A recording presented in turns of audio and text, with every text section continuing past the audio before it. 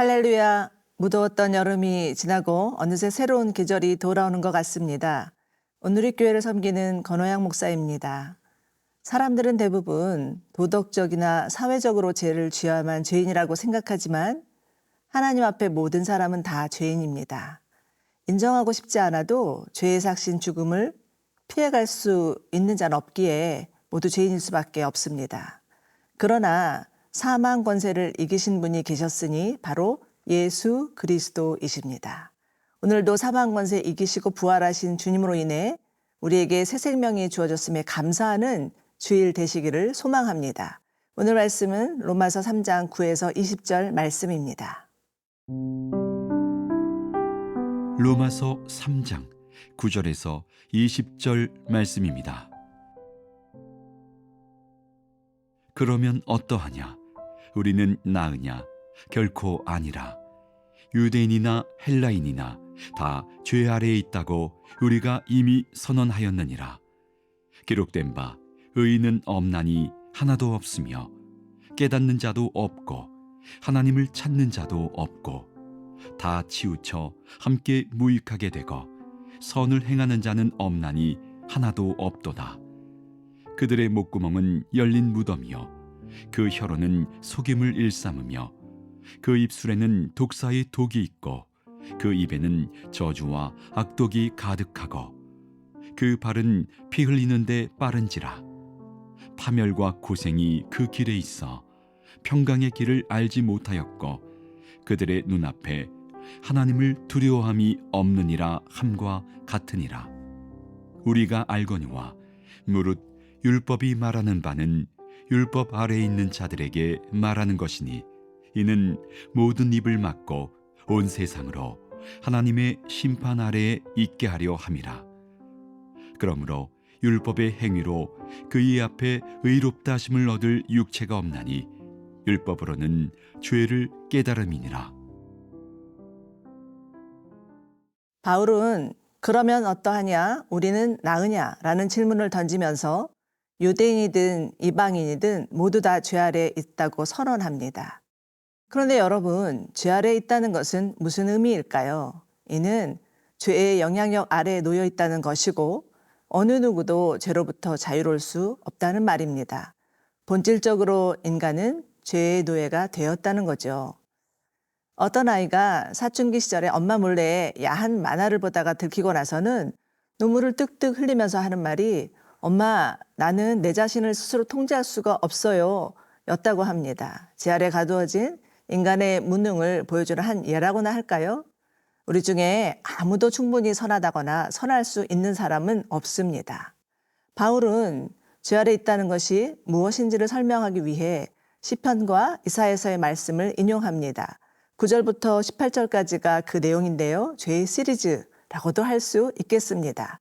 우선 10절부터 12절까지는 인간의 보편적인 죄에 대한 말씀으로 의인은 없나니 하나도 없으며 깨닫는 자도 없고 하나님을 찾는 자도 없고 다 치우쳐 함께 무익하게 되고 선을 행하는 자는 없나니 하나도 없도다 라고 말씀하고 있습니다.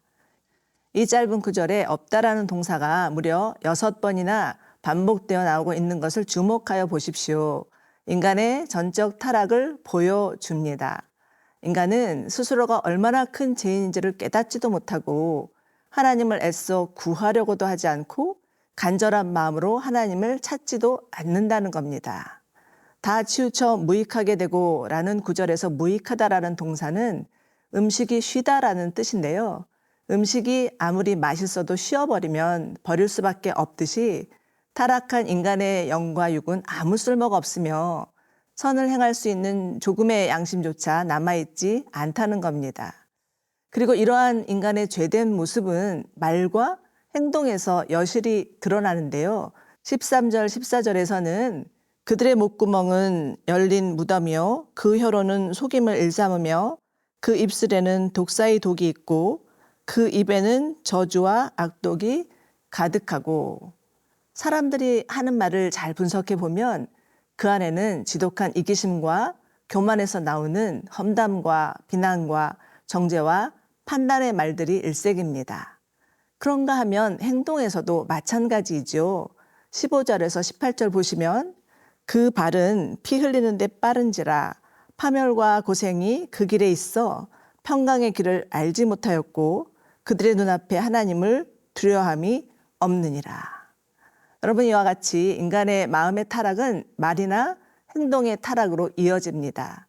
자신의 타락을 가리기 위해서 종교나 교양이나 지식 등으로 포장하려고 하지만 세상에는 들킨 죄인과 안 들킨 죄인 두 종류의 죄인이 있을 뿐이지 모두 다 하나님 앞에 죄인입니다.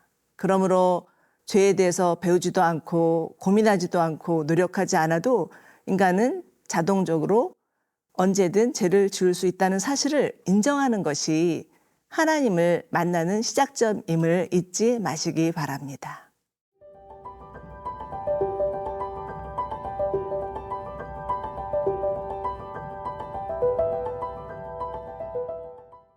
바울은 율법 아래 있는 자들이 율법의 요구를 이루지 못하여서 심판에 처할 수밖에 없는 두려운 현실에 대해서 언급합니다.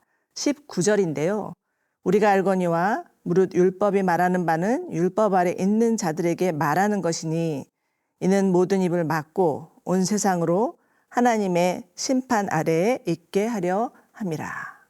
여기서 중요한 것은 율법이 말하는 바입니다. 당시 유대인들은 하나님께서 자신에게 율법을 주셨다는 사실만으로 감격하고 만족하면서 자기들이 가지고 있는 특권이라고 생각하며 자랑하였습니다. 그렇지만 바울은 왜 하나님께서 율법을 주셨는가에 주목합니다.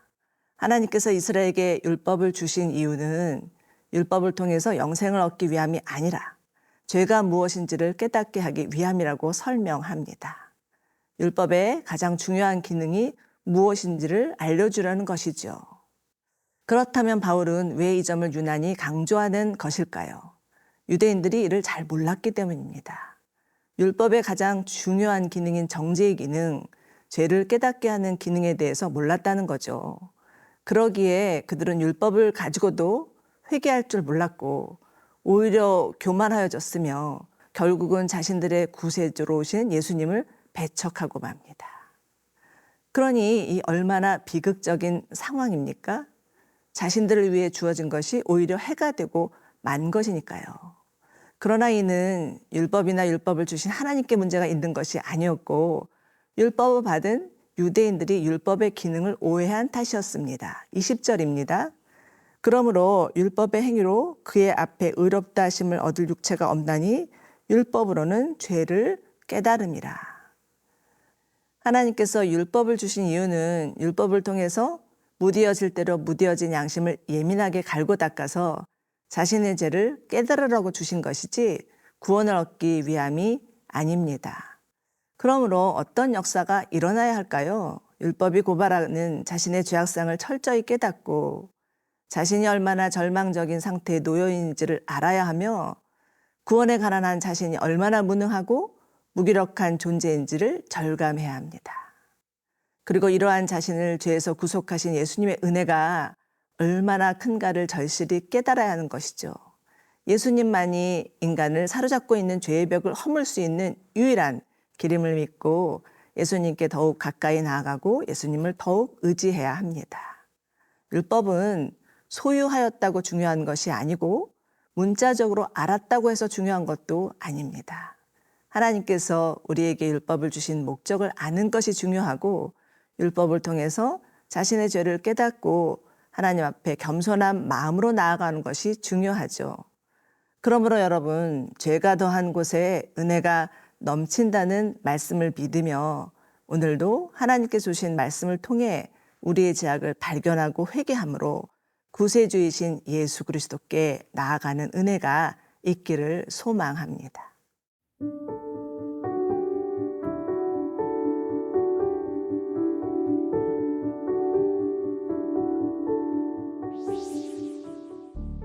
하나님 아버지, 우리는 모두 하나님 앞에 죄인임을 인정합니다. 날마다의 말씀을 통해 우리의 죄를 인식하게 하시고 말씀이신 예수 그리스도만이 우리를 구원하실 수 있는 유일한 분임을 알게 하여 주시옵소서. 우리의 눈을 열어 예수님을 보게 하여 주시옵소서. 거룩하신 예수님의 이름으로 기도합니다. 아멘.